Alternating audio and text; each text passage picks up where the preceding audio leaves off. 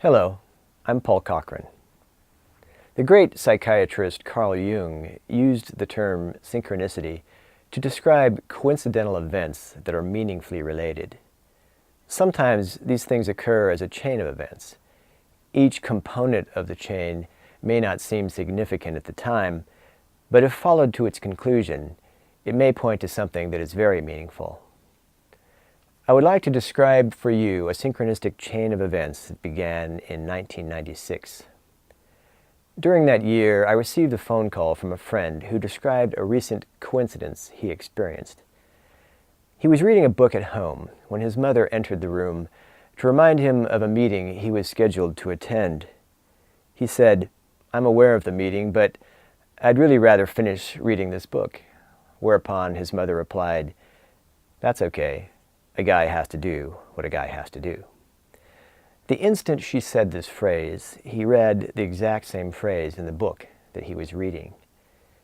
We laughed about it and spoke of other coincidences we had experienced. I hung up the phone and turned to speak to my roommate at the time, describing how busy I had been recently. He replied, "A guy has to do what a guy has to do." Bursting into laughter, I called my friend back to describe what just happened. The next day at work, the exact same phrase was repeated by two separate people in two completely different situations. I called my friend back the next day. "This is really strange," I told him. "Your mother's phrase seems to be bouncing around to different people." He said, "That's interesting. The same thing happened to my mother at work yesterday. People kept repeating that phrase." I was scheduled to visit my brother in Los Angeles in a few days, and so called to make the arrangements. After relating to him my recent chain of coincidences, he said, "Oh, I have a book you need to read." Apparently, moments before I called, he had been looking through an old bookcase when one particular book caught his eye. It was titled Amazing Coincidence, The Baffling World of Synchronicity by Alan Vaughan.